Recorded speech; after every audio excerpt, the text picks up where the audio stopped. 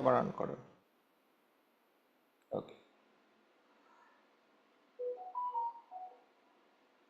And we have a big part in the knee, that is the osteoarthritis. So osteoarthritis is a very known problem, very common problem.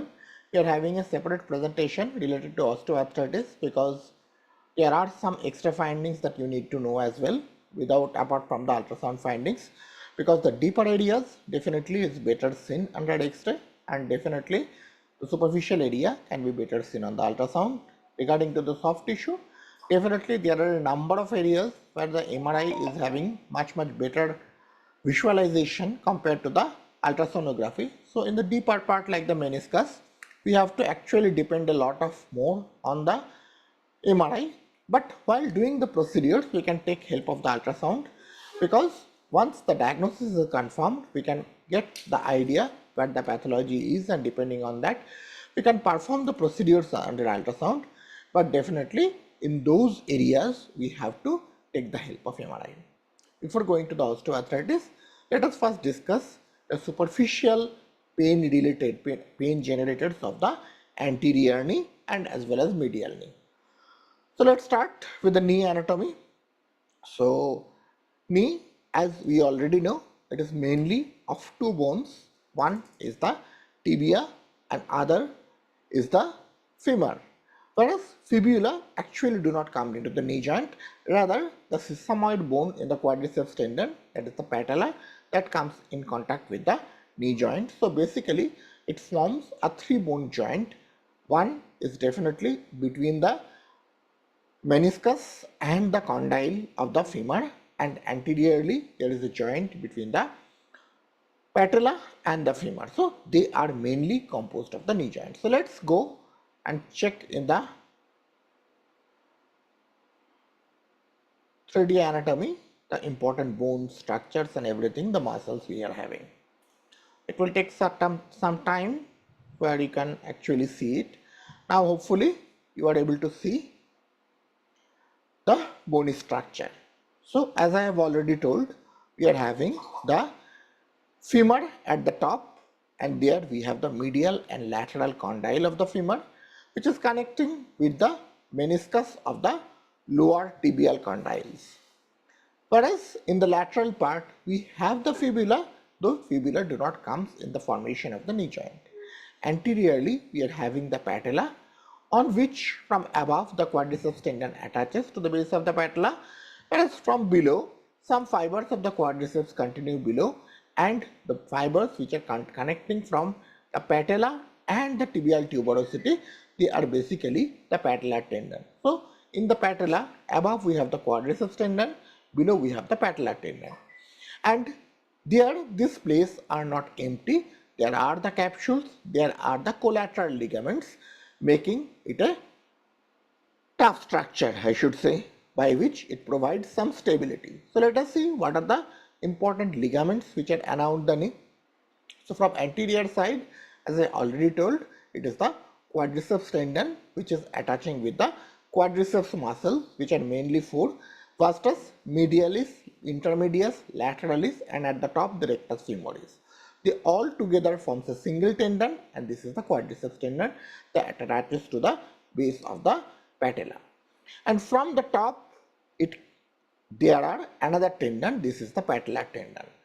Now there are two important bursas. They are basically subcutaneous bursas.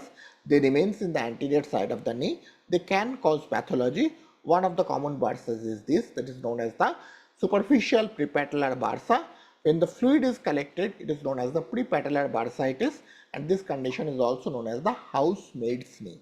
Okay, common in the housemaids. Whereas just anterior to the patellar tendon, we have the superficial or subcutaneous infrapatellar bursa. This bursa can also be affected, again the same persons who are kneeling like the housemaids, and but it is known as clergyman's knee because it is more common to them. So this is the subcutaneous infrapatellar bursitis. So if this superficial bursa gets inflamed and fluid is collected, it should be known as the housemaid's knee. If this is inflamed and fluid is collected, it is known as the clergyman's knee. Now there is another bursa which lies deep to this tendon. That is the patellar tendon or patellar ligament, we should say. This is the deep infrapatellar bursa. Remember, the condition where the deep infrapatellar bursa is inflamed is known as the deep infrapatellar bursitis. So we have understood the anterior portion, and just by the side we have the medial and lateral patellal retinaculums, which are connecting the patella with the femur and the tibia. So these are actually the medial and lateral patellar retinaculums. Just above we have the vastus tendons. They are also a part of this conjoint tendon of it. Now, just below the quadriceps tendon, okay, we are having another bursa. Okay, this is known as the suprapatellar bursa.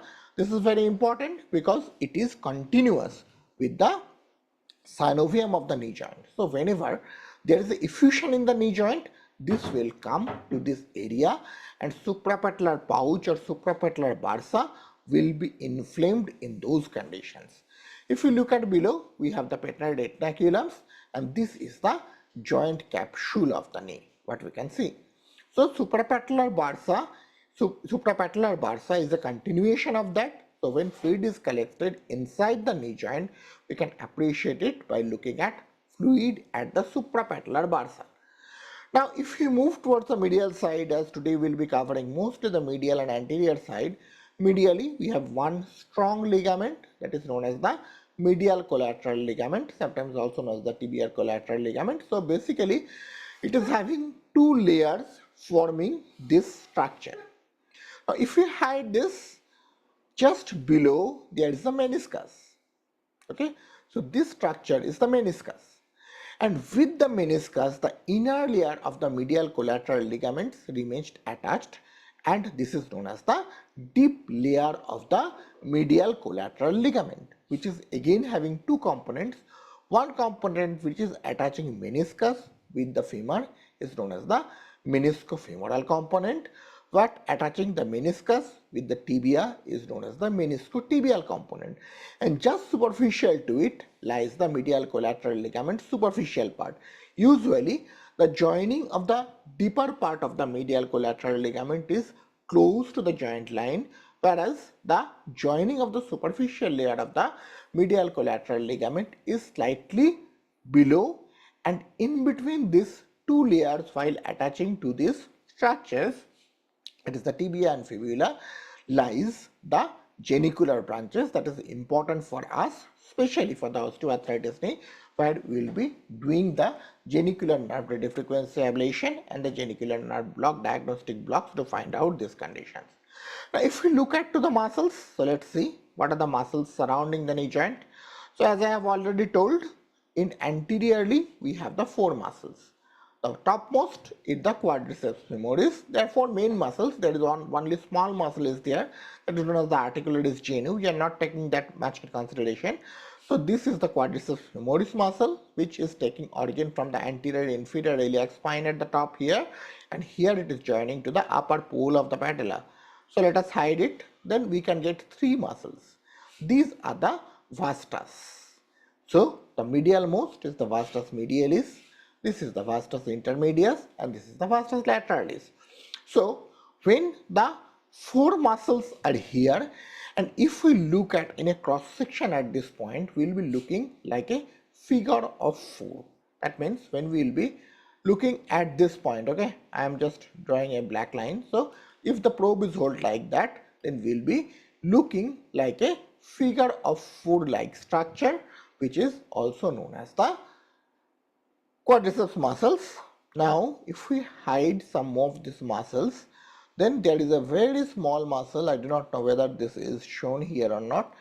Here lies a very small muscle that is there. This is known as the articularis genu. Okay, so what is the role of this muscle?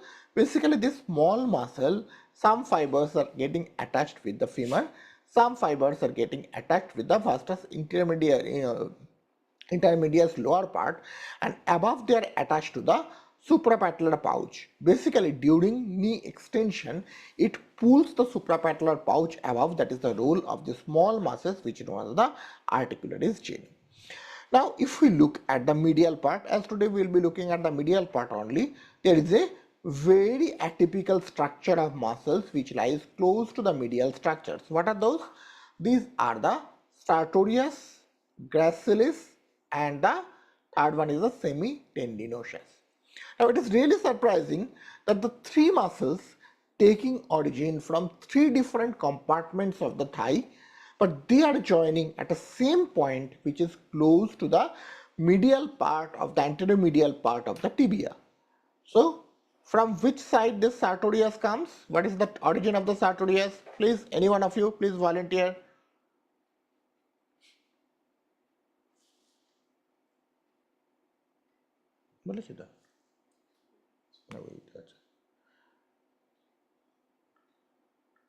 Can anyone? Please, what is the origin of the sartorius?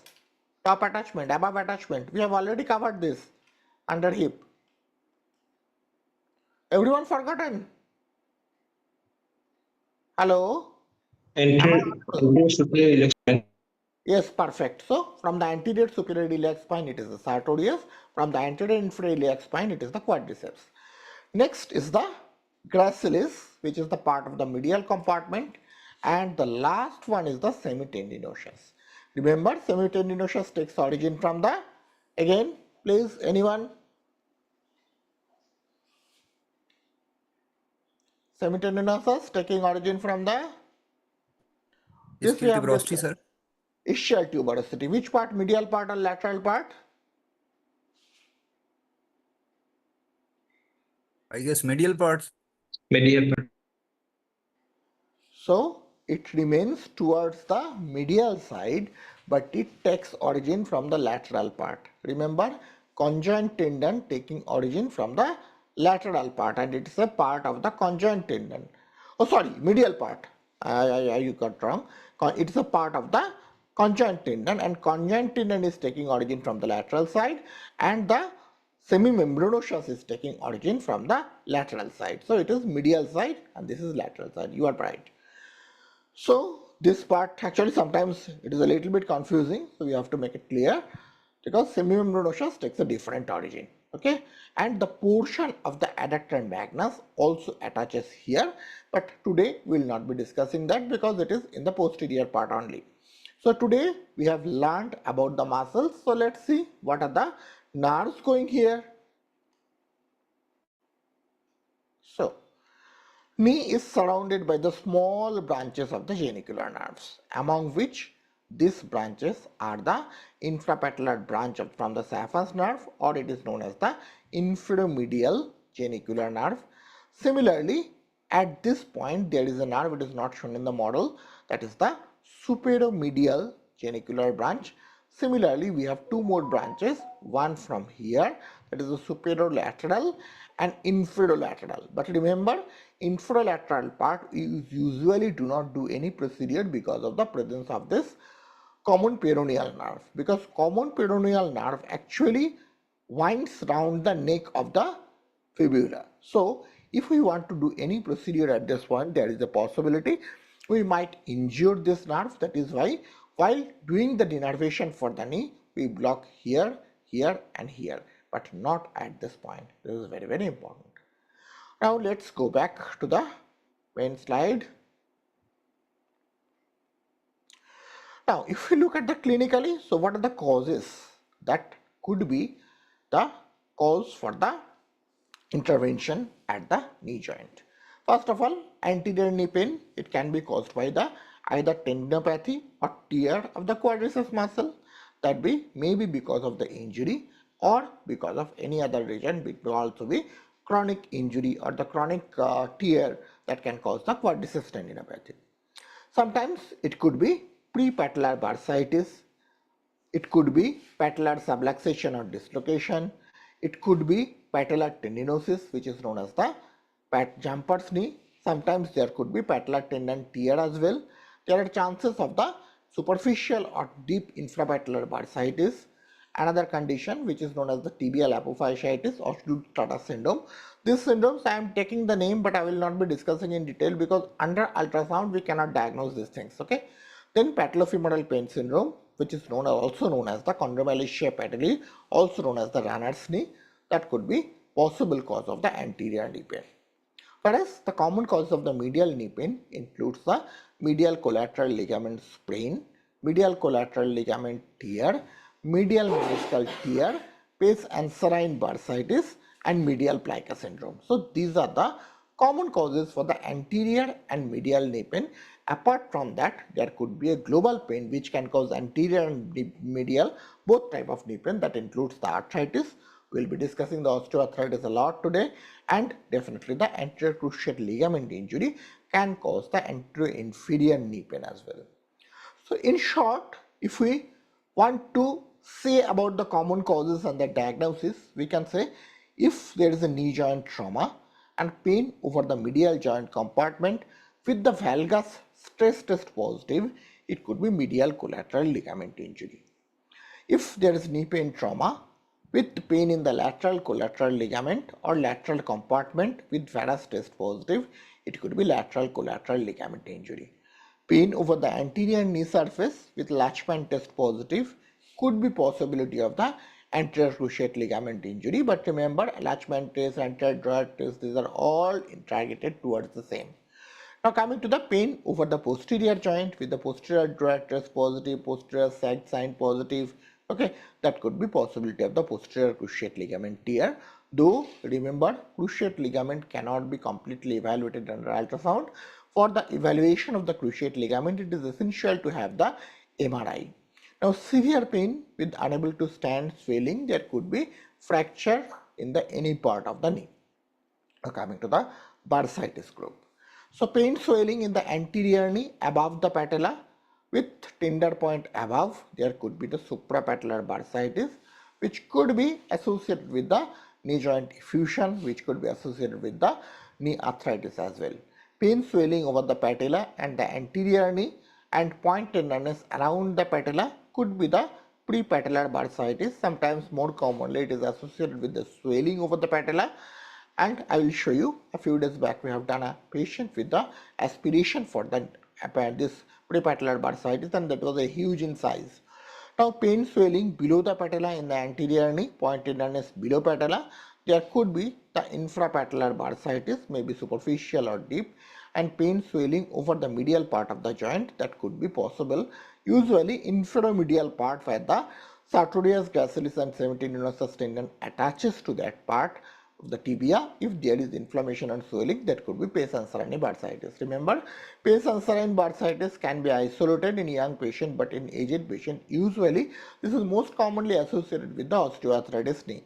In fact, before the osteoarthritis symptoms develop, the other part, this pes anserine bursa becomes painful and tender, but in most of the cases you won't be able to get the fluid. There could be only tendonitis of the SGT that can give rise to a pain in the medial part of the knee. It is not always associated with the swelling, but it is quite common, and if you manage it properly, the result is very good.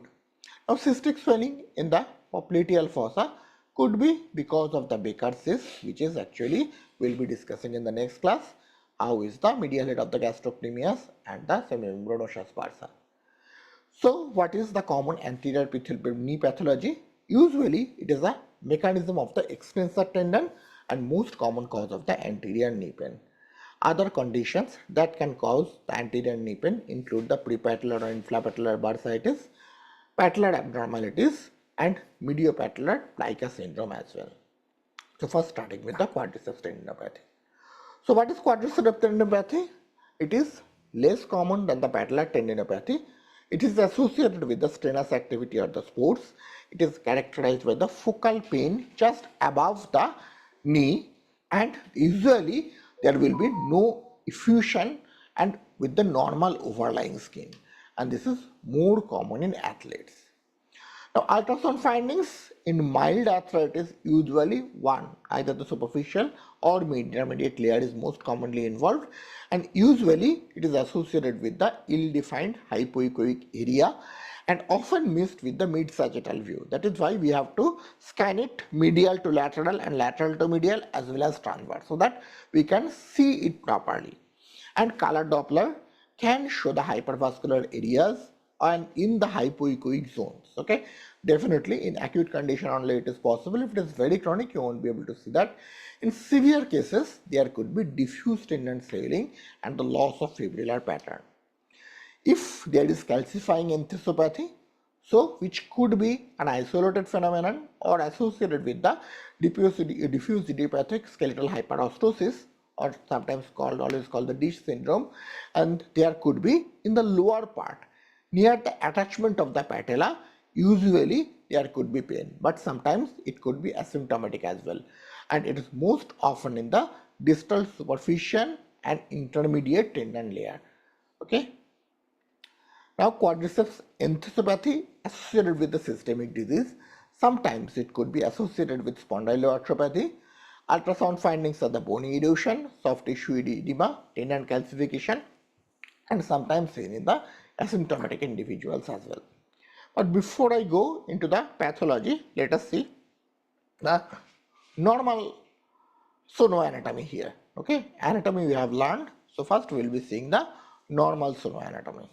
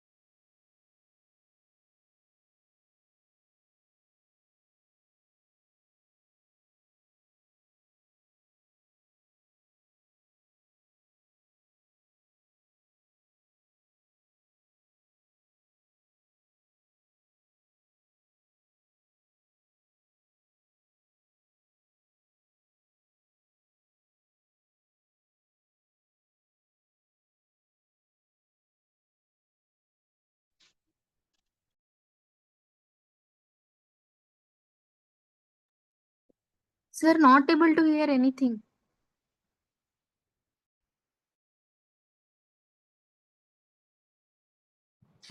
Okay, now you can hear, no? Yes, sir. Okay. So I'm showing you the quadriceps tendon from the anterior knee. So this part is anterior knee. So here it is the quadriceps tendon. I should get the quadriceps tendon. So how it is formed? From the vastus medialis, vastus lateralis, and here it is the vastus intermedius, and above that it is the rectus femoris. So these four muscles will make the quadriceps tendon. So here we will search for the quadriceps tendon, and this quadriceps tendon is continued infrapatellar area as a patellar tendon. Okay, so I mean that was I was telling that some in some literatures it has been argued that this is not patellar tendon. Now we should call it patellar ligament because it is from bone to bone, but conventionally we are telling it that it is a patellar tendon only. So okay, I will see the both areas, show you the both areas, the structures, and mainly what we see here. Okay, so first,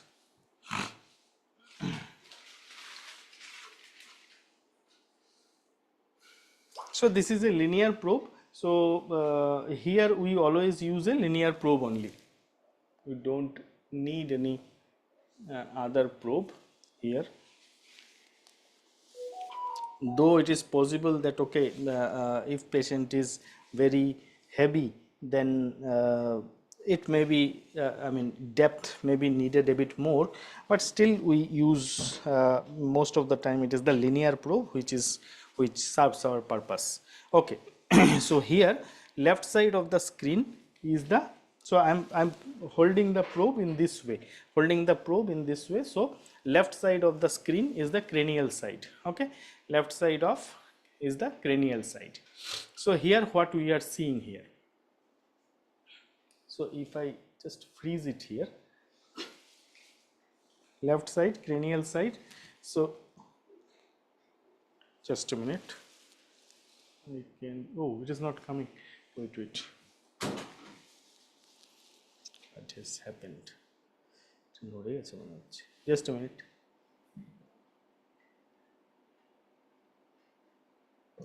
Docs. Lock করেছে মানে source করা Sources. HTML.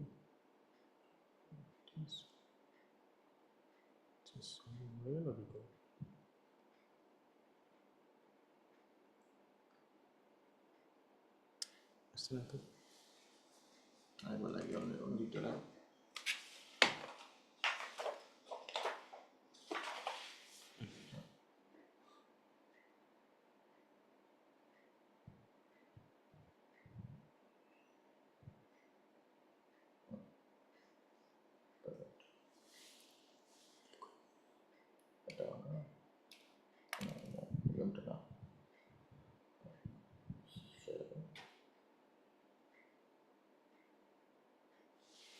Okay.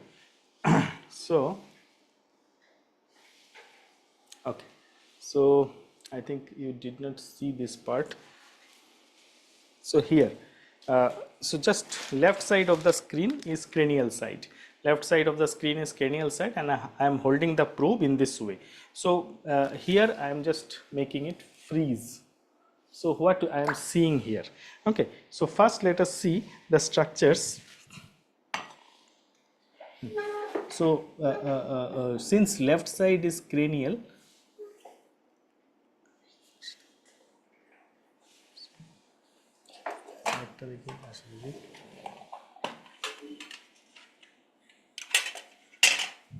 left side is cranial and right side is caudal. Okay, so this is what? This is the patella. This is patella. This is what? This is the lower end of femur. This is above the condyle. Okay, so this you can see the patient's leg is a knee. Patient's knee is more or less extended, not completely extended. Maybe this angle is say 15-degree angle. So these condyles, they are under the patella. So this is normal. If I flex it more, then of course the condyle will come out. So what we can see here, so at present two bony margin, one is patella, one is femur. Here this is the quadriceps tendon. Okay, this quadriceps tendon has trilaminar structure. Middle part is made by vastus medialis and vastus lateralis, whereas the vastus medialis and vastus lateralis, upper part is by rectus femoris and lower part is by vastus intermedius. So we can see this much part. Again another part is there, that is this structure.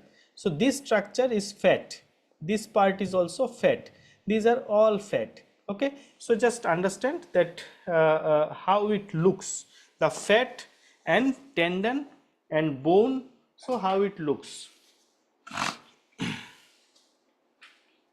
Okay, again, so just see. So upper part, which is the tendon, I said that is a hyperechoic fibrillar structure. Okay, hyperechoic fibrillar structure, and then bony periosteum we can see that is very hypoechoic. So in between that what we are seeing is fat. Now there are two parts of fat.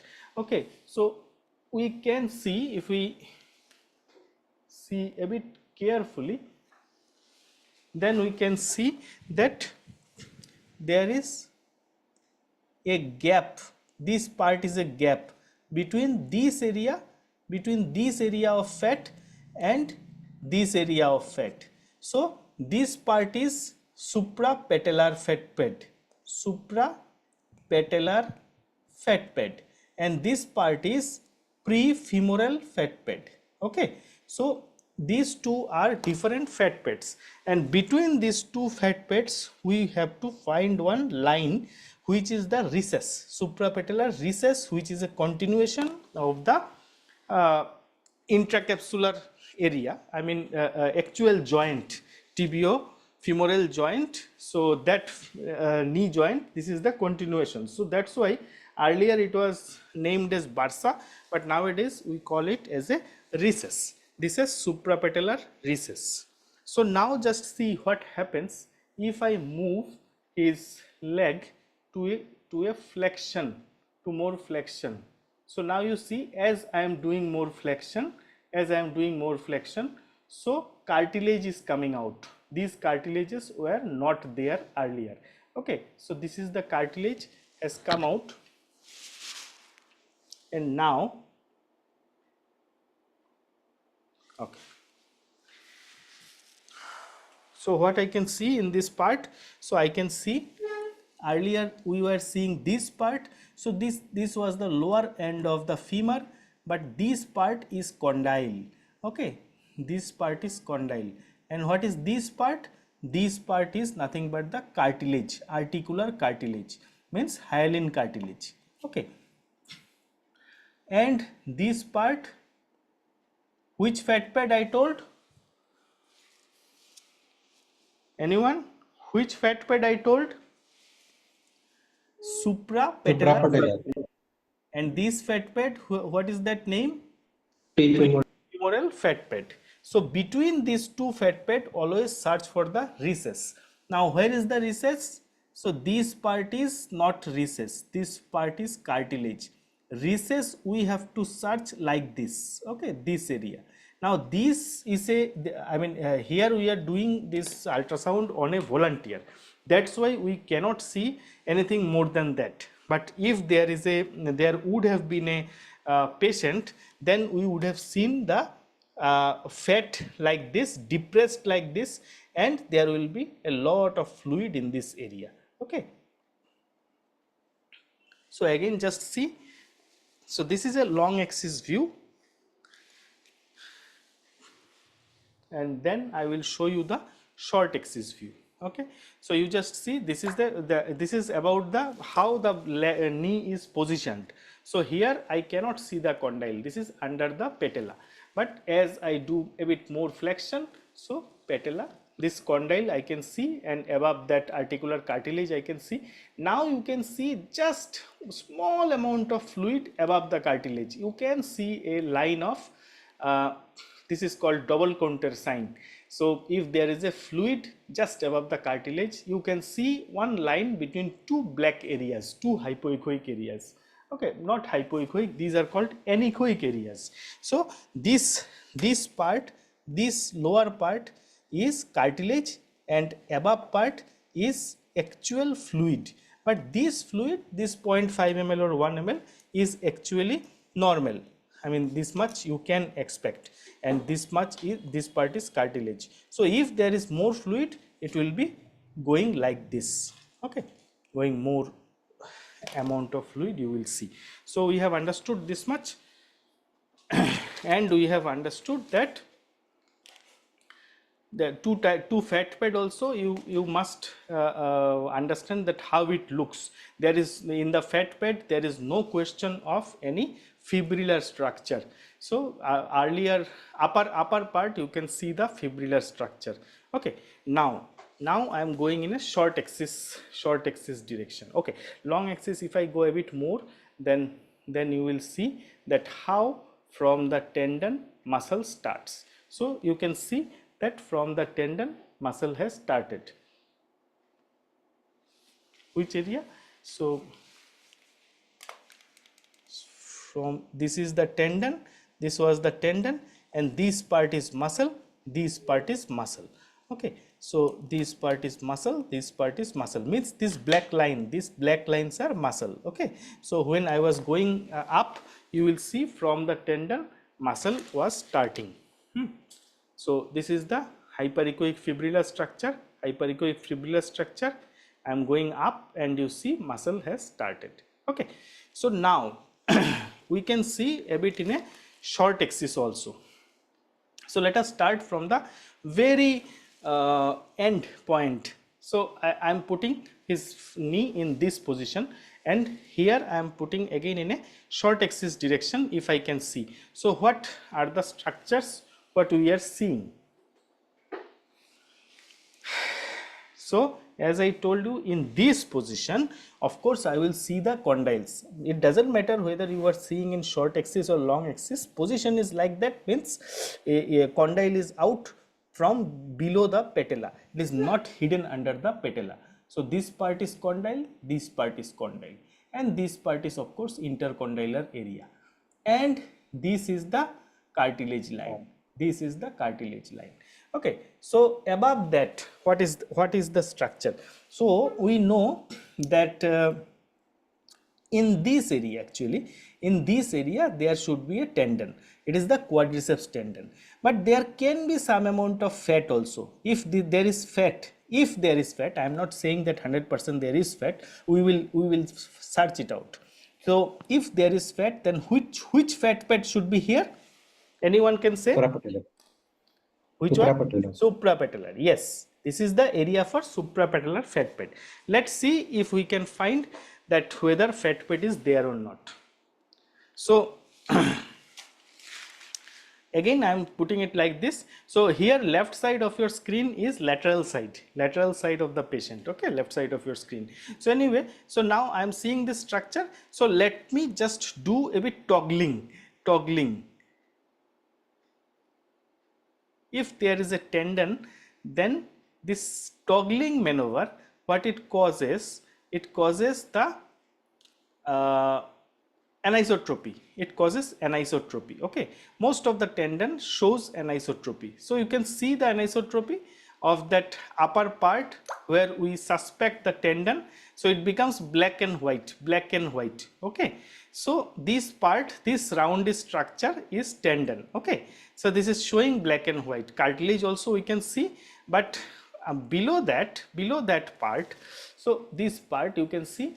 Now when you have already seen the black and white part, then you know that it is a round structure. This tendon is round structure, and suddenly it cannot hang like that. So now you can identify much easily that suprapatellar fat pad where it is. Okay, so you have already understood that this round structure is tendon, and this part is suprapatellar fat pad. Okay, so try to understand. If you see very carefully, then only you will understand that both are hyperechoic here, but both are not same. Okay, both are hyperechoic, but both are not same. See, upper one is a bit different and lower one is a bit different. Okay, so lower part is fat and upper part is tendon. So this round part is tendon. Okay, this round part is tendon. Okay, so this is, we have seen this structure, that which is this hanging part is that from the roundish part, one part is hanging. So this is suprapatellar fat pad. Now I will go to the prefemoral fat pad area. So when I will go to the prefemoral fat pad area, so this is the prefemoral fat pad area, because I am not seeing any more cartilage here, even the condyles are not there. So this is the area where, so this is the area where, this is the lower end of shaft of femur. Okay, and there is a fat pad. So these are fat pad. Okay, so these are prefemoral fat pad, and the upper part, this upper part is nothing but the tendon. Yeah. A small amount of fluid is there. So as I told you that this is common in a, I mean, this is a volunteer, and this much small amount of fluid we can see. Okay, so here in this area, actually this is the recess, this part is recess. Okay, so one side recess line is very clear, another side is not clear, but still, so we know in this area this is the prefemoral fat pad, and above that, that is the tendon. So below tendon, this line, this area is the recess line. Okay, and second thing, when I am going up, I am seeing the tendon and I am seeing something coming out like this. So what is this? Anyone can say? This is medial side, this is lateral side. Vastus medialis. Yes, this is vastus medialis. So first thing you have to understand, from the tendon what comes out is muscle. So when I go proximally, it is nothing but vastus medialis. So again I am going in the prefemoral area. So if this was the condylar area, I am going in the prefemoral area. So right side vastus medialis has come and prefemoral fat pad also is there. I am going a bit up so that rectus femoris also comes. Vastus intermedius also comes and vastus lateralis also comes. Okay. Okay. So there is, so this is one thing, this is one muscle, this is was there earlier also, and this is another muscle. Okay. So you can understand. So this is vastus intermedius, rectus femoris, and this is vastus medialis, vastus lateralis. Okay. So from there we can again come back to see that how rectus femoris has formed. So this much. Okay. So these four muscles you can see 1, 2, 3, 4. So now I am going down, down, down, down. So first rectus femoris is gone, then vastus lateralis is gone, then vastus intermedius is gone, vastus medialis is last to go. Okay, is a last to go. So this is the part which I was showing you, that middle part, middle a bit black and white anisotropy it is showing. So this part is tendon, below that part is prefemoral fat pad, and between the tendon and prefemoral fat pad there is a black line. So this black line is nothing but the recess. Okay, right side we can see the vastus medialis also. So from here, if I am just rotating, I am doing rotating in the long axis, so you see that what I am saying is correct or not. So you can see one has become prefemoral fat pad, one has become tendon, and of course between the prefemoral fat pad and tendon we will go for the recess part. And if we can fold a bit the leg like that to show you the both fat pad here, we can show a bit coming distally up towards the patella. Okay, okay, okay. But that is during medial side I will show. Okay. Okay, so this much we have understood. So these are the structures, nothing else. Okay, so with the position everything changes, so this part you have to keep in mind. Okay, second thing, another part is like in the medial side there is one retinaculum part. So remember, retinaculum is on the femur.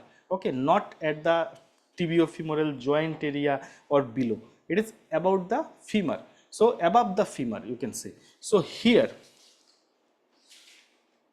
if I put like this, left side is patella, left side we are seeing the patella. So see how I have hold it. Yeah, so this is the way I have hold it. So here two bones, I know that I will see the two bones. So here what I can see is, so this is the condylar area. Okay, so this is the femoral condyle area, this is the femoral condyle area, condyle, and this part, this small part, this is the patellar area. So I am seeing from this side, I am seeing from this side. So between these two, what we can see here, of course a small cartilage line between patella, we have just below patella, and we can see, so these are fat areas. Okay, these are nothing but fat areas, but above that here there is a, you can see one fibrillar structure, so this is the patellofemoral retinaculum, medial patellofemoral retinaculum. This fibrillar structure runs a bit below up to the, covers the joint also, joint area also. So this is the patellofemoral retinaculum. Lower one? Oh, okay, okay.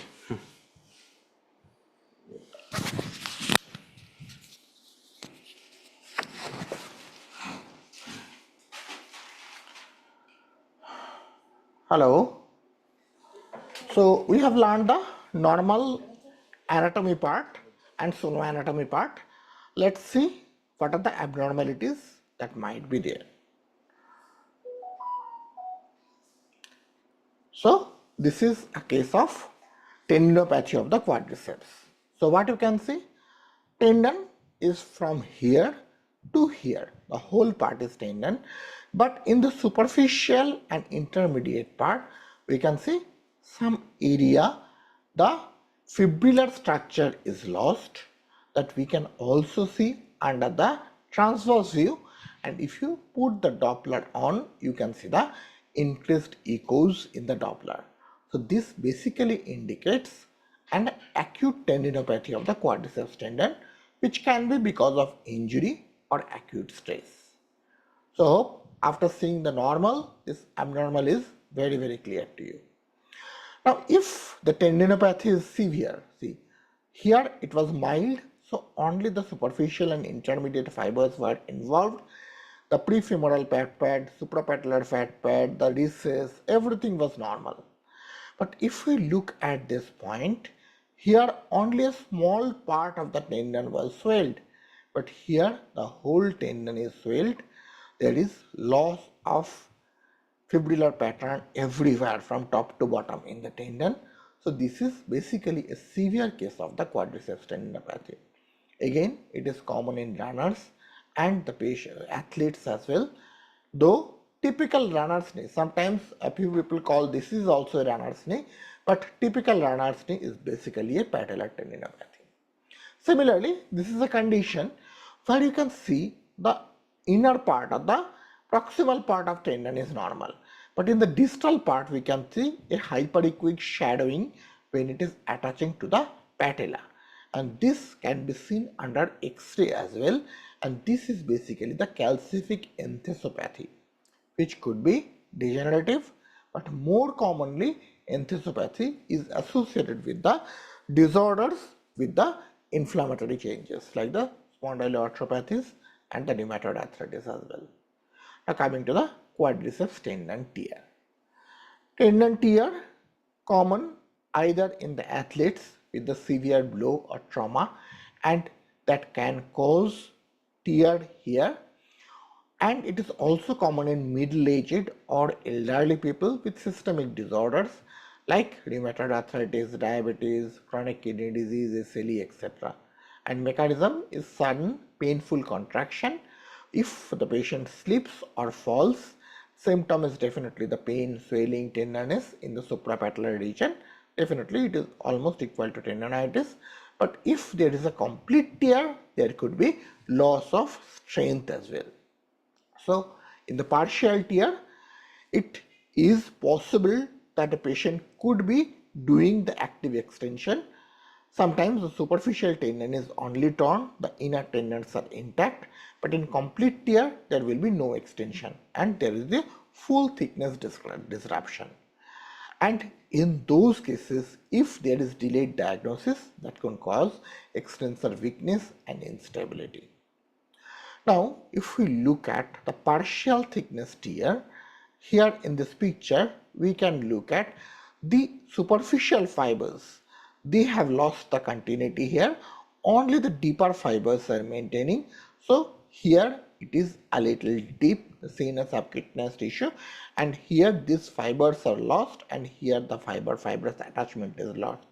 And in between, sometimes there could be hyperechoic fluid, sometimes there could be fluid, and there could be retracted as also, okay, and sometimes there could be hematoma in between, and we have to check the deeper tendon integrity.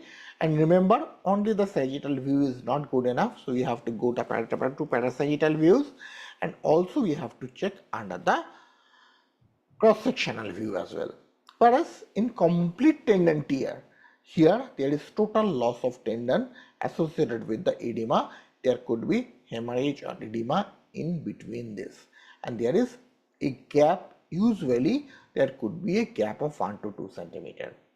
And there is intraarticular effusion because of the injury sometimes possible. Sometimes the tear of the retinacula is also possible.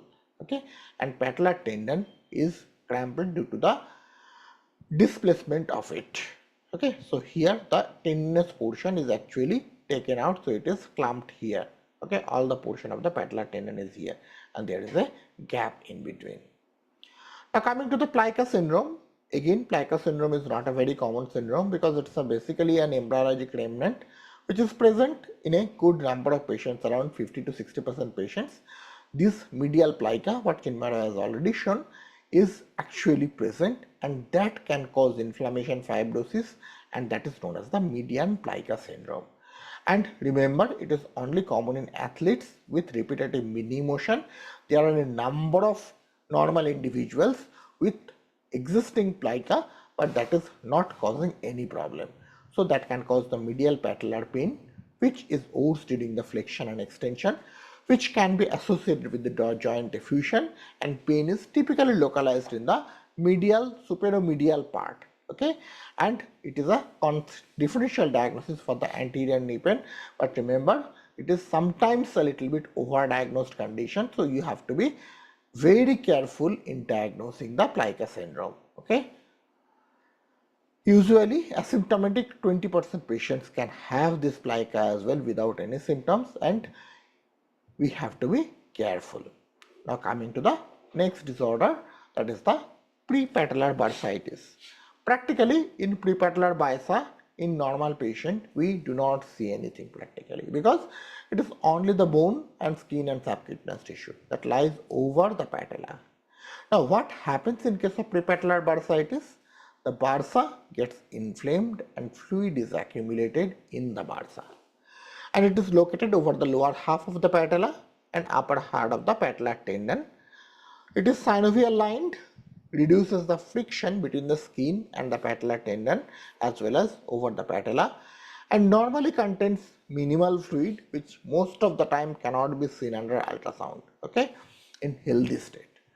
But in affected individual, when there is trauma, it could be acute or it could be subacute or a chronic condition because of the repetitive micro trauma, which is common in case of housemates because of the repeated kneeling. That is why it is known as the housemate's knee as well. And here the history is the main important for diagnosing. It could be traumatic, it could be metabolic, sometimes it could be infective as well. It could be associated with the gout, which can cause even acute picture. It could be because of the trauma, which can give a echogenic fluid because of the hemorrhage. Sometimes there could be wall thickening. Sometimes there could be no septations in acute trauma, but when it becomes subacute or chronic, usually septations are present. And Doppler can show increased vascular flow in the inflamed valves in case of acute cases, rarely in subacute cases. And in chronic bursitis, usually the bursal wall is thickened and minimal fluid bursa with the hypertrophied synovium. Sometimes there could be possible in chronic case that it is the hypertrophied synovium, and it is very important in need to differentiate the hypertrophied synovium and the anechoic fluid. So one of the most important characteristic for an anechoic fluid is the displaceability. So whenever you press under it with the probe, it will displace from that area, whereas hypertrophied synovium will not displace from that area. As well as in hypertrophied synovium, usually some strands are visible. In acute condition, hyperemia can be visible in the Doppler flow, whereas in anechoic area, because of the fluid or cartilage, both the things will be absent.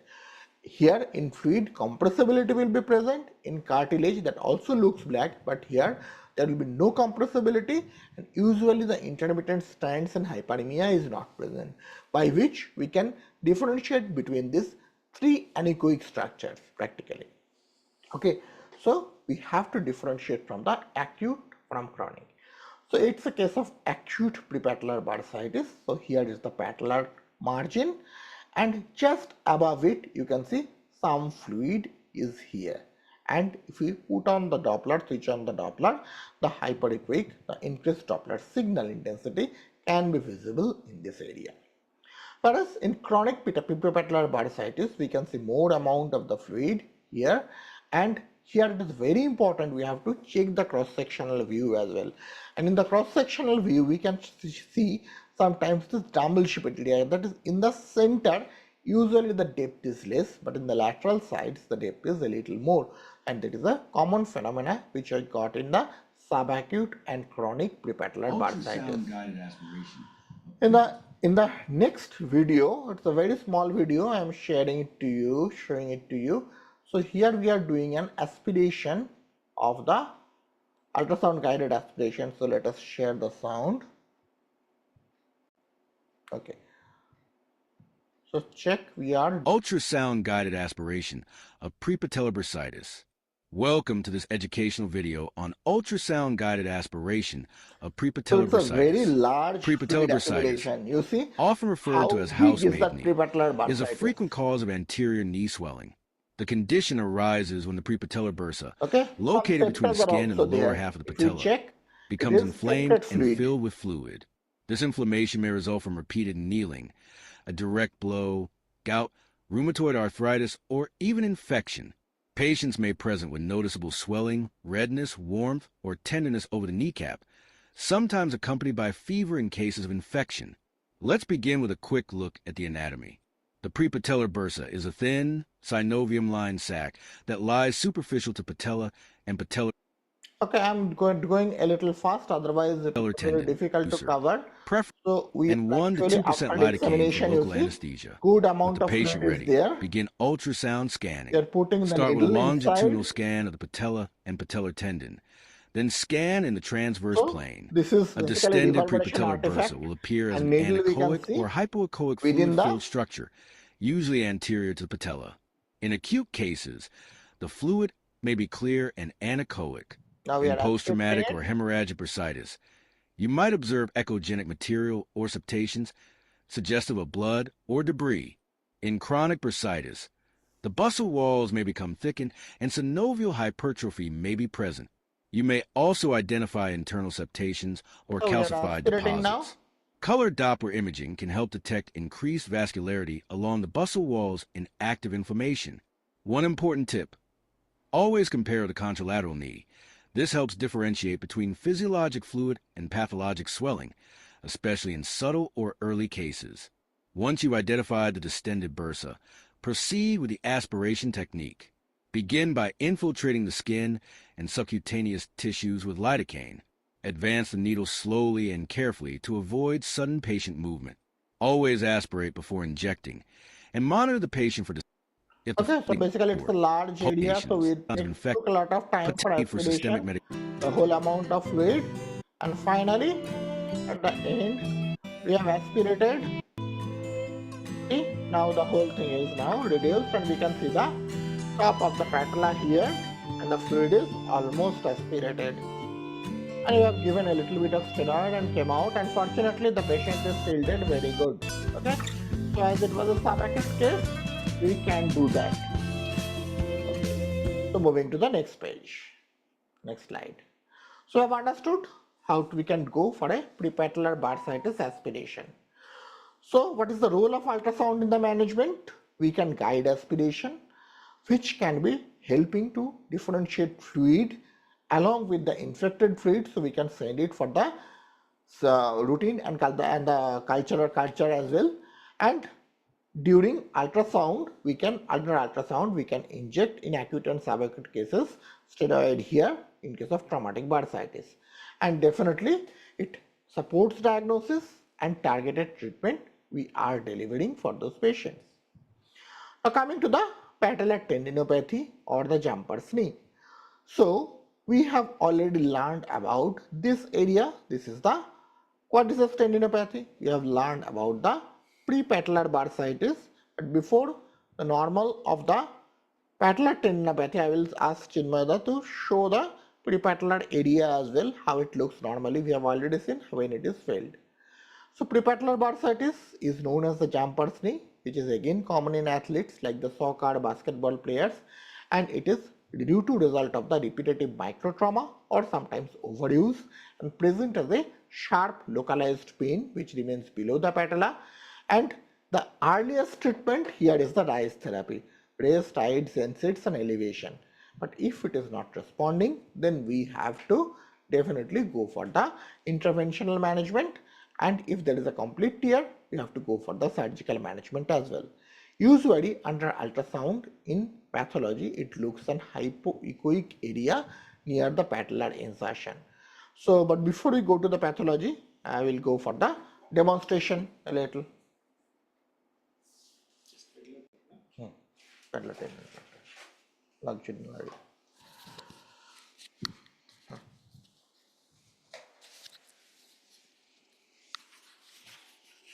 share kori. Okay, so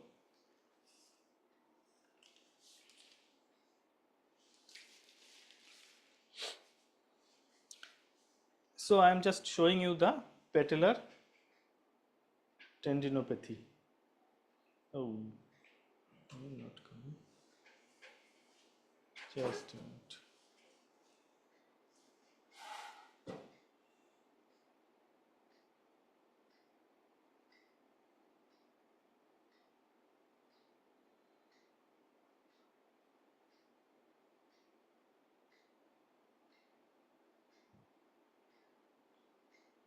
Mute, खुला है?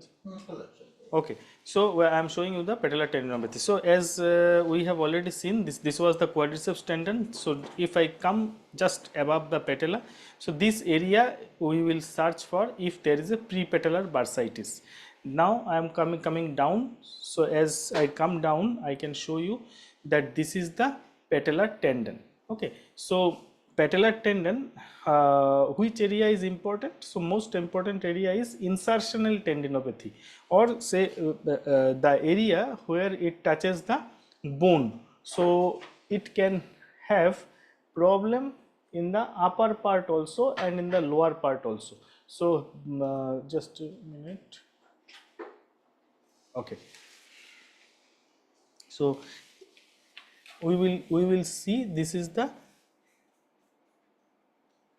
okay, so this is the upper part when it is inserted on the patella, and lower part is actually just above the tibial tuberosity, and this is the patellar tendon.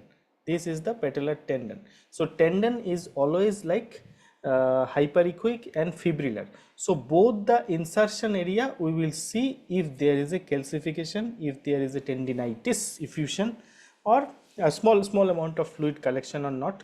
So these two things we will see, and this part is Hoffa's fat pad. So fat pad also we will see if there is some fluid we can see in this area mainly, that is called deep infrapatellar bursitis.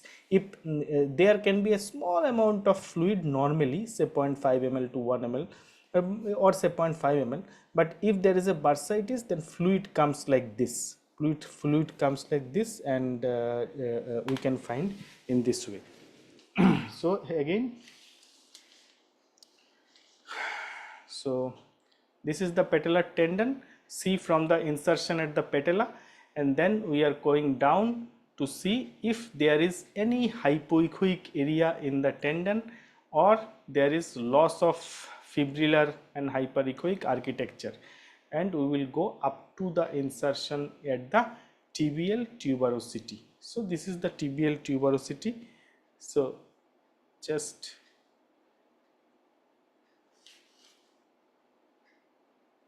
so this much is the area for patellar, this under the yellow mark. So this is the area for insertion of the patellar tendon. Under the yellow mark you can see this is the insertion of the patellar tendon. Okay, here also we can see a bird beak like appearance.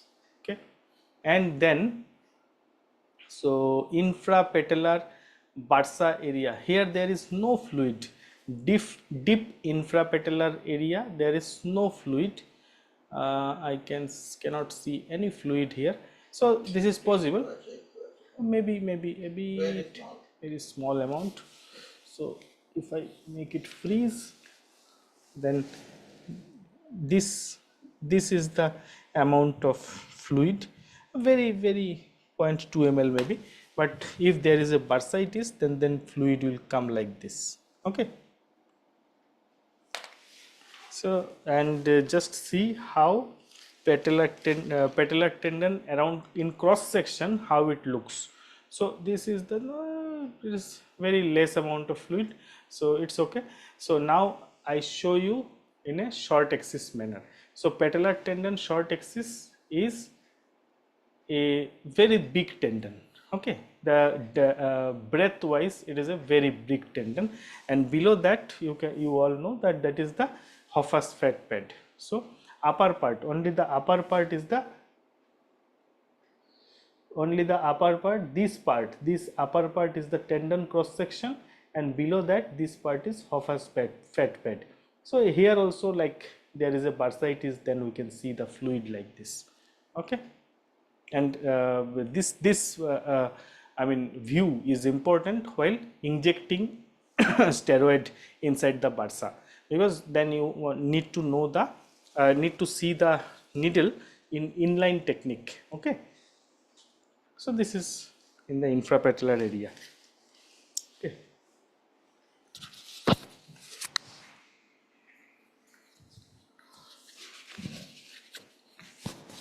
So let me share my slide as well.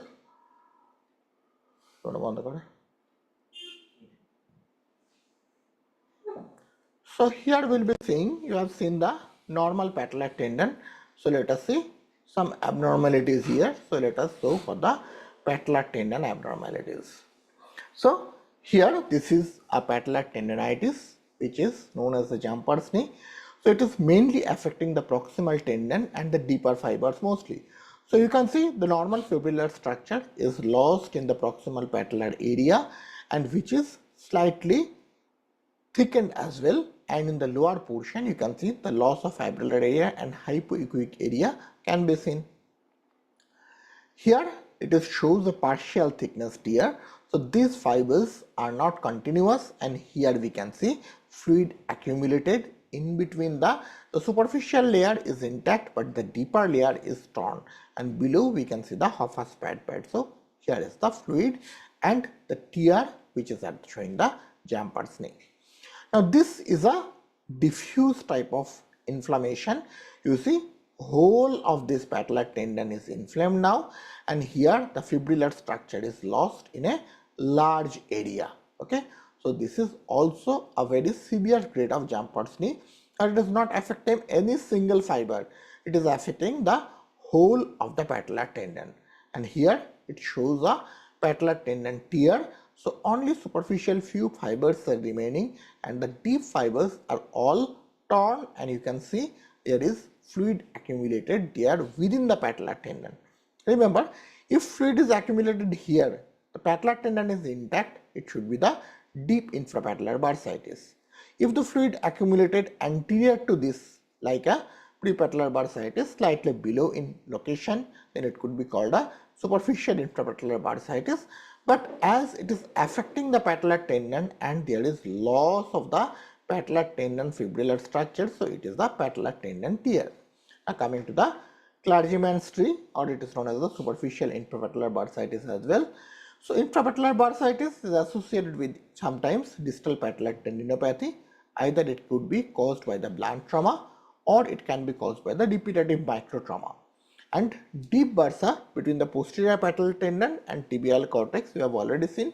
The superficial bursa is in between the skin, subcutaneous tissue, and the distal portion of the tendon.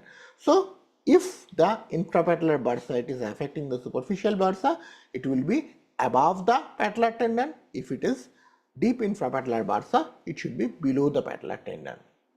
So what is the feature? There could be swollen area, hypoechoic distal tendon, fluid in the deep bursa. Normal state you have already seen, a minimal amount of detectable fluid is usually present, but pathologic if there is excess fluid and with the pain at this point. Okay, and sometimes it could be the fluid could be hourglass like, because in between there is the tendon, just below the fluid is accumulated, but where the tendon is, the fluid will be minimal. In both the sides the fluid will be more. So in transverse view it can show a hourglass like appearance. Okay, so it is also common in professions with prolonged kneeling, like again housemaids, again the clergyman's, though it's a name given. Now ultrasound shows the distended hypoechoic subcutaneous bursa in the distal tendon. In acute condition, there could be hyperemia, septation. Chronic condition, there could be calcification, and surrounding tissue may be thickened, hypoechoic or hyperemic, that could be found. Okay, and diagnosis is definitely here. Ultrasound is very good in diagnosis, that can evaluate this condition and always evaluate bilaterally, as I shown in number of patients in deep intrapatellar bursa. Normally some fluid could be there, so there could be diagnosed only in case of there is associated pain and pathology. And ultrasound is helpful in guiding the aspiration and steroid injection if required, and sometimes we need to differentiate it from the ganglion cyst, or where actually en bloc removal is the treatment of choice. So it's a case of superficial intrapatellar bursitis. So here you can see the tendon below is intact, and here we are having the fluid above it. So it is in the longitudinal view, it is in the cross sectional view. So this is basically the superficial intrapatellar bursitis, and here this is the deep intrapatellar bursitis, because here tendon lying above and the fluid is accumulated below. This is the longitudinal view and this is the cross sectional view, and there is also a video. Ultrasound scanning. So this quick ultrasound guide on scanning here for deep also infrapatellar you can bursitis, see a commonly overlooked intrapatellar cause of bursa, anterior knee pain, there is fluid. especially in active individuals or those with repetitive stress on the extensor mechanism. Let's begin with the anatomy. The deep infrapatellar bursa is a small synovial lined sac located between the posterior surface of the distal patellar tendon and the anterior tibial cortex, just above the tibial tuberosity. Its primary role is to reduce friction during knee movement. In normal conditions, this bursa is not visible on ultrasound.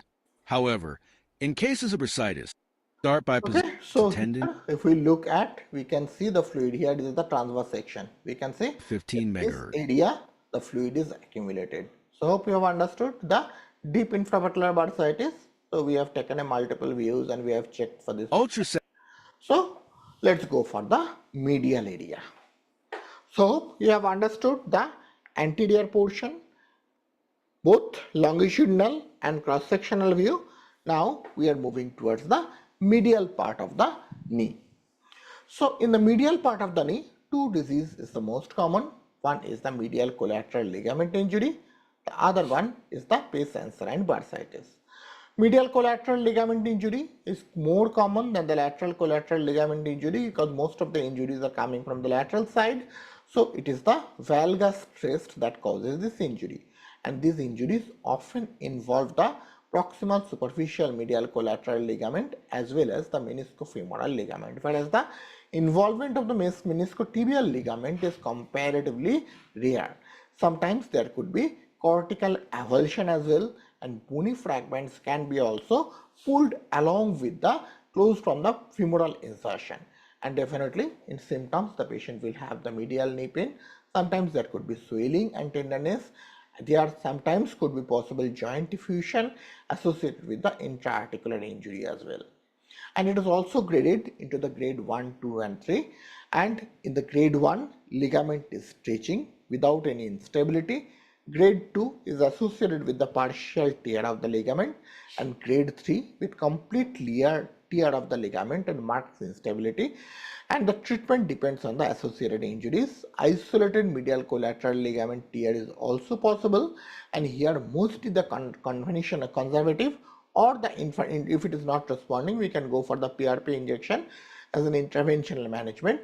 But whereas if it is associated with the complete tear of the ACL along with the meniscal tear, we can go for the surgery. But remember, in partial tears, the PRP injection has shown promise, though in meniscal tear, the PRP is not usually given a very good result, but definitely in few cases, I really got a few good results in the meniscal tear as well.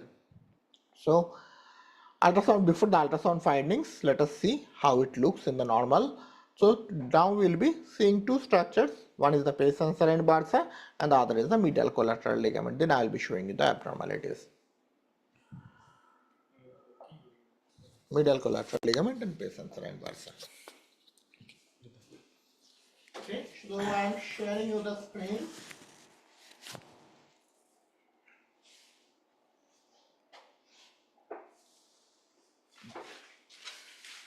Okay, so I am showing you the medial side of the knee.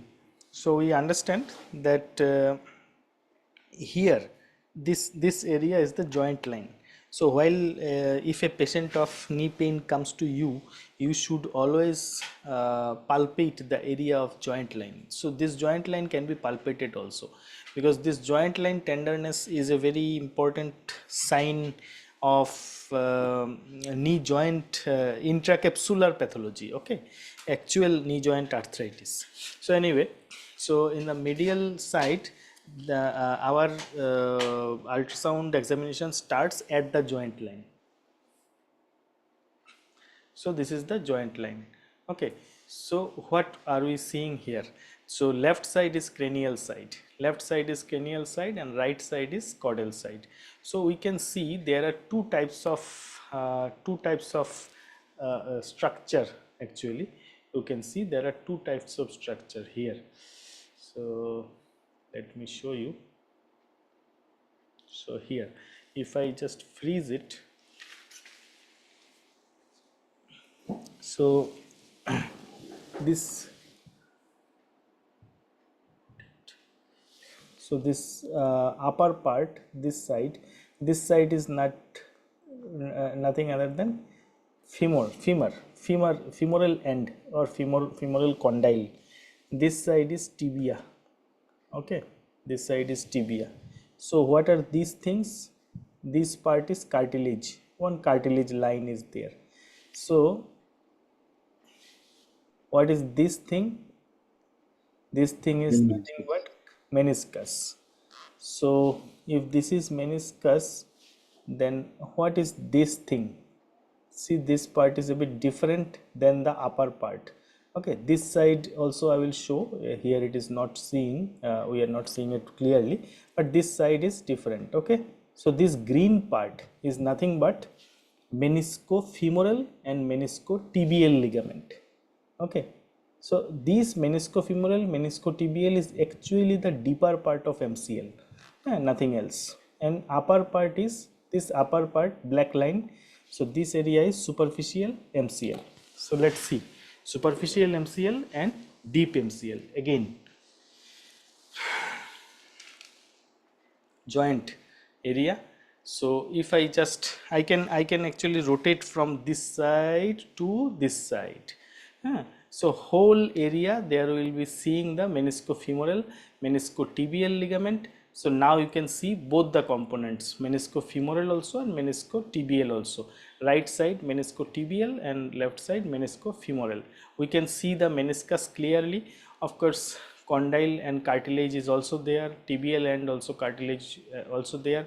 So here my intention is to show you that two different structure, okay, ligament, but there are I mean all are ligament, but still there are two different structure. One is black line and below that is the white part. Okay, now upper black part, you just concentrate on that black part, upper black part. Okay, so this black part, so this black part, okay, this black part. So this is the superficial part of MCL. So where it goes down, when I come like this, so it comes up to the tibia, so this is the tibial insertion of the, so this part you can see, and here it is inserted, this part is the MCL insertion.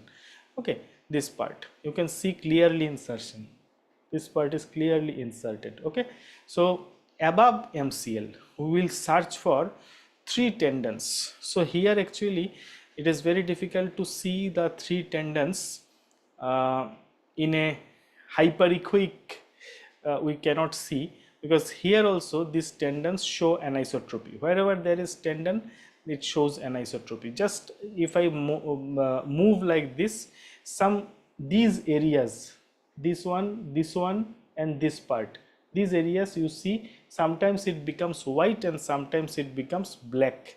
Okay, so I mean how to search the three tendons of SGT, sartorius, gracilis and semitendinosus. Okay, so first we will see the superficial MCL, superficial component. Here deep and superficial both we have seen. Now we will just trace the superficial component up to its insertion, So here is the insertion. Above the MCL we will try to see that three tendinous like structure. Every time it is not very clear. So this is one tendinous area, this part is another tendinous area, and this part also there is another tendinous area. These are just swelling like structure, swelling. So this is one, this side one is there, and this part one, SGT, sartorius gracilis semitendinosus. So he is a volunteer, you will not be able to see anything more. If there is a pes anserine bursitis, then there is fluid above MCL and below tendon, below SGT. Okay, so that is the area for pes anserine tendinitis, pes anserine tendinitis, or pes anserine bursitis actually. So will be fluid is accumulated in pes anserine bursa. Okay, so this is the part. Should I show the genicular part? Oh, okay. Okay then. This much only. Okay, so let's discuss what are the possible changes that might occur in case of MCL injury. Acute injury, it could be thickened, hypoechoic, heterogeneous MCL appearance. So similar to what we are saying in many tendons, we will be having the same thing. Partial tear, there could be hypoechoic region or gap with preserved continuity of the other fibers, complete tear, complete discontinuity with retraction and possible hematoma. Sometimes there could be osseous avulsion, that means bone is retracted, especially mostly from the femoral compartment, and it comes down along with the torn segment. So here this shows a collateral ligament tear. Here you can see in the lower part, okay, especially in the meniscofemoral part. This is the tibia, this is the femoral. This part is actually torn. This is the longitudinal view. Here you can see the cross-sectional view. So this lower part of it is actually torn here of the medial collateral ligament. This shows a chronic calcification, and here the calcification looks like a separate bone or bony structure with acoustic shadowing within the medial collateral ligament. So this could be a very chronic condition. Definitely in early calcifications, barbatos works, but in such type of calcification, usually barbatos won't be helping. So we can reduce the inflammation by injecting the steroid, but other cases we can go for the PRP injection, but depends, the result is not usually very promising. Now clinical relevance, definitely intra-articular diffusion suggests associated ACL or meniscal injury. Meniscotibial injuries are rare and challenging to understand with the ultrasound. Always correlate the ultrasound findings with the clinical grade and MRI when necessary, because certain areas it cannot be that good. Avoid underestimating the partial tears, because sometimes it could be possible because of the partial tear there could be significant instability, and that can cause problem. Now pes anserine, already Dr. Roy has shown the anatomy of the pes anserine. Here basically there is fluid accumulated close to the pes anserine tendons, usually deep to the pes anserine tendons, and it is a very common condition, especially in case of early arthritis, and in those cases we can go guided injection, and sometimes it is associated with the type 2 diabetes, rheumatoid arthritis, or sometimes repetitive stress as well. And when we are putting pressure over the medial part, especially medial and below part, this is a very common condition, especially in early osteoarthritis cases. There could be pain, and it is often associated with the obesity, osteoarthritis, or valgus knee deformity. Tendinopathy is frequently seen. Remember, in a number of patients we suspect a case of pes anserine bursitis, but ultimately they are more of a tendinopathy of the SGT rather than fluid. In fact, if you say 100 cases of that pain on that area, in 82% cases there could be only tendinopathy affecting these tendons, and which is really difficult to diagnose because here the tendon is going in an angle and getting the typical fibrillar view of the tendon is sometimes very difficult. You can get the view of the muscle, but when it is attaching at the attachment point it is very difficult, but around the tendon usually we go for the steroid injection in most of the cases. This is a typical case. In fact, it is found in 1 in 10 maybe. So here we are getting anechoic or hypoechoic area with compressible shape changes, and it can mimic the other cystic lesions as well, but definitely other cystic lesions differs here, like ganglion cysts that typically form round with wall, but this is usually without wall, and definitely this has to be differentiated from those, and we have to go for the aspiration if we are getting. So ultrasound guided management. So ultrasound helps in aspiration and injection of the diagnostic or therapeutic purposes. Diagnostic, we can go for the fluid analysis for the crystals and infection, as well as we can go for the routine count and the culture as well. Therapeutic, we can go for the corticosteroid injection, and nowadays we can go for the PRP injection as well, and we can actually ensure the proper needle placement with the help of this, and we can see the fluid filled bursa. So that's all, because today we don't want to start the osteoarthritis knee. Initially we have planned to go with the osteoarthritis knee along with this, but we don't have time to cover it, so it will be again a partial thing. So let's go for the quiz.com, but before that, if you have any questions, I will be answering. Will not be covering lateral meniscus. Yes, definitely. Next day we'll be covering the lateral and posterior part along with osteoarthritis. We'll be covering in the next class. Sir, Yes. Yes. sir, quadriceps tendinopathy under ultrasound and partial tear of the quadriceps tendon in, under ultrasound. Is it difficult to differentiate between these two? See, only problem is you can diagnose easily that if the grade is very high.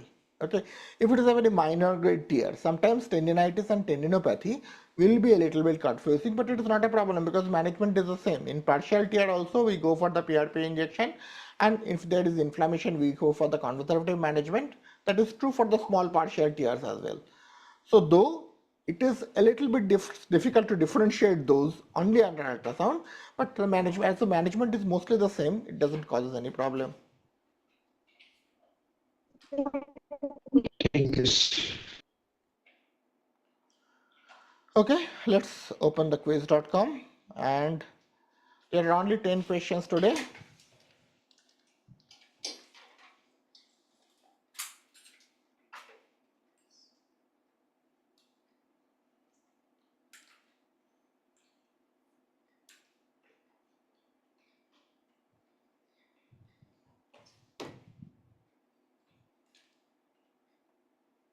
Okay, I'm sharing. Please join first.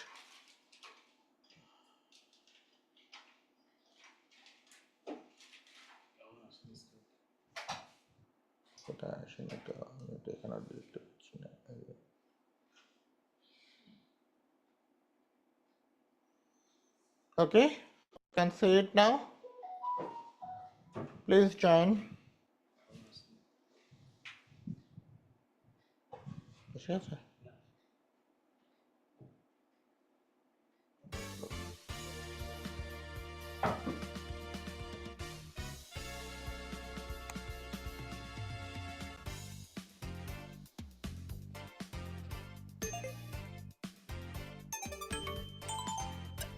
I see. Lovely Cool, boat. quick, slow. Bouncy Unknown. hyena.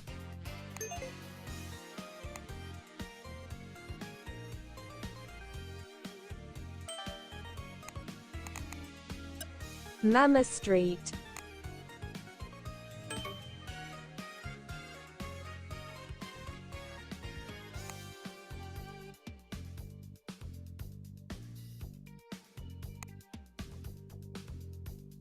Quiz.com. Uncle Woman Play and joined. create. Which structure is most commonly affected in anterior knee pain?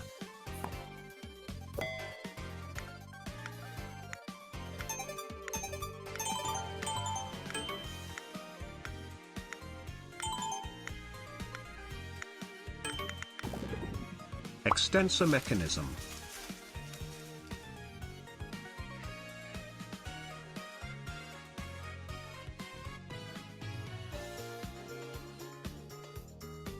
What is the typical ultrasound appearance of mild quadriceps tendinopathy?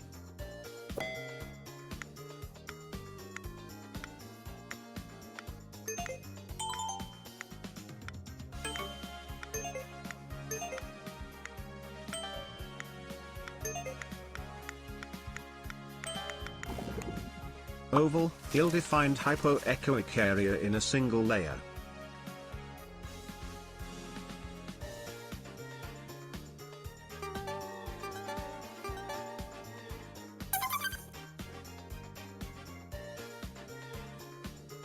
Calcifying enthesopathy in quadriceps tendinopathy typically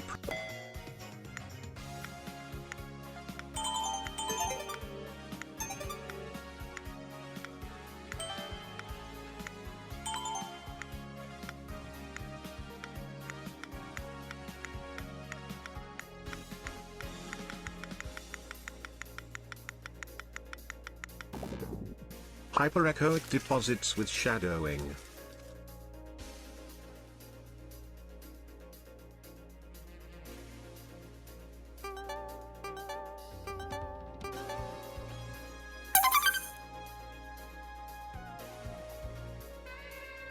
A complete quadriceps tendon tear typically appears on ultrasound as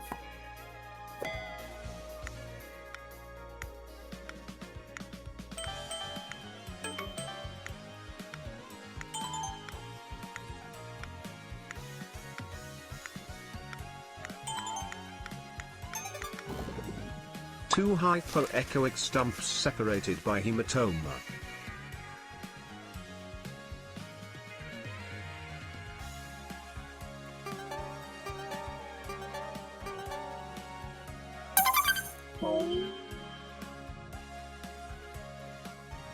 Prepatellar bursitis is commonly associated with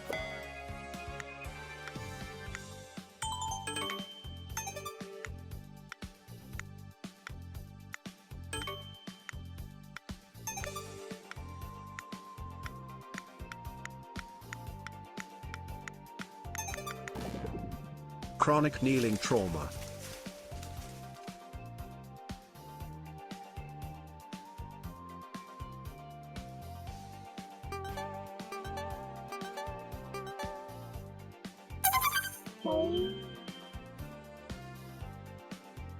In chronic prepatellar bursitis, ultrasound shows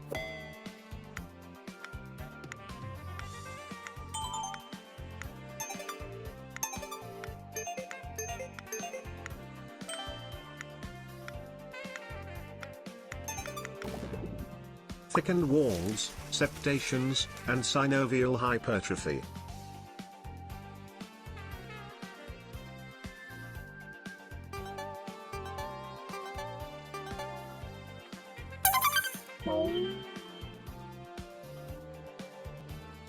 In jumper's knee, patellar tendinopathy, which area is most commonly affected?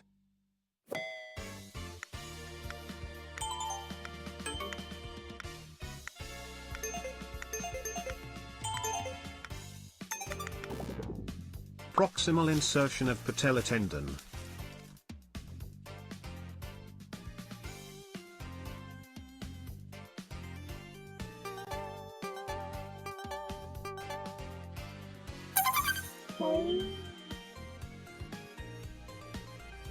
What is a key ultrasound sign of deep infrapatellar bursitis?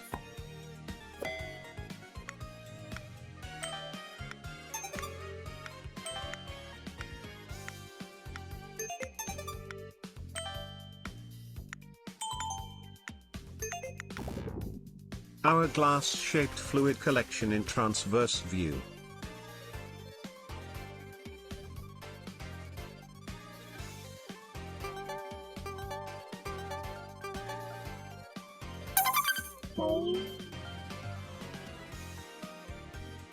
Pesanserine bursitis appears on ultrasound as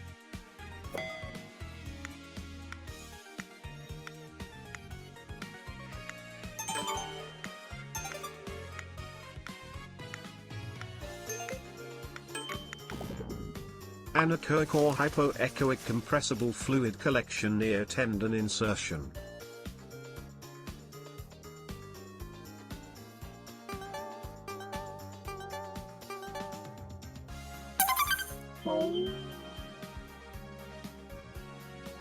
Final question. Double points. Which profession is most commonly associated with superficial infrapatellar bursitis?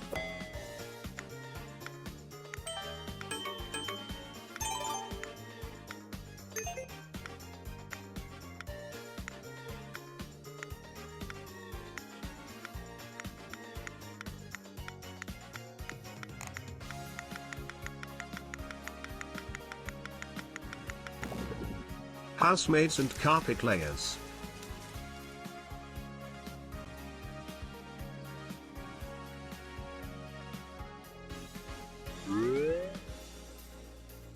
Third place. Cool. Second place. Unknown. And the winner is Mama Street.